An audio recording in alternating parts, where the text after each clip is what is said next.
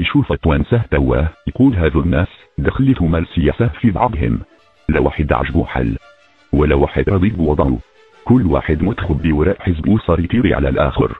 في لحظة نسينا اللي قاسيناه واللي عديناه وتوا يدوبك ايدينا بدات تتحل شمرنا على غير عننا باش نهدوها سد فيها على عليها. زعما هذا المطلوب وبهالطريقة هذه تتحل مشاكلنا. في رمشي طاعين ولينا مقسومين على 20 ملاه وملاه وإحنا يدود 11 مليون. العالم يتفرج فينا واحنا مفلحنا كأن في العياط والزيارات. ولا عنا 11 مليون سياسي و11 مليون منظر. لوين ماشيين على قدام؟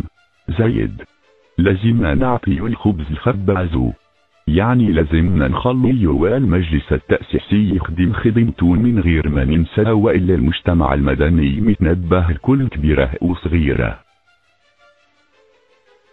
وبالنسبة لباقي الشعب خلينا نتلهاو ببلادنا ونحاولوا نساعدوا في إيجاد الحلول للبطالة والزبلة والناس التعبة. لازمنا نبردوا أعصابنا ونحكيو مع بعضنا. لازمنا نلقاو الحلول، وهذا ما يتم كأن نحيي الأفكار المسبقة ونبيض القلوب الكحلة. لازمنا نتحاوروا ونتوافقوا على خاطر ندوروا وغير التوافق ما عنا حتى حل. Observant le Tunisien d'aujourd'hui, on remarque que la politique les a mis les uns contre les autres. Tout le monde est dégoûté et mécontent. Chacun est positionné derrière un parti pour fusiller l'autre.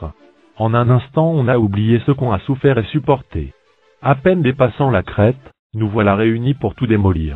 Est-ce l'objectif recherché? Est-ce qu'avec cette attitude que nos problèmes vont être résolus? En un clin d'œil, le pays s'est divisé sur une vingtaine de sectes alors qu'on est à peine 11 millions d'habitants. Face à ce monde qui nous guette, on a adopté que les hurlements et accusations, comme langage de discussion. On s'est converti en 11 millions de politiciens et théoriciens. Il est judicieux de rendre le pain à son boulanger. Laissant l'Assemblée nationale constituante faire son boulot, sous l'œil des instances de la société civile. Quant au reste du peuple, une mobilisation s'impose pour trouver des réponses aux problèmes du chômage et des ordures éparpillées sur tout le territoire.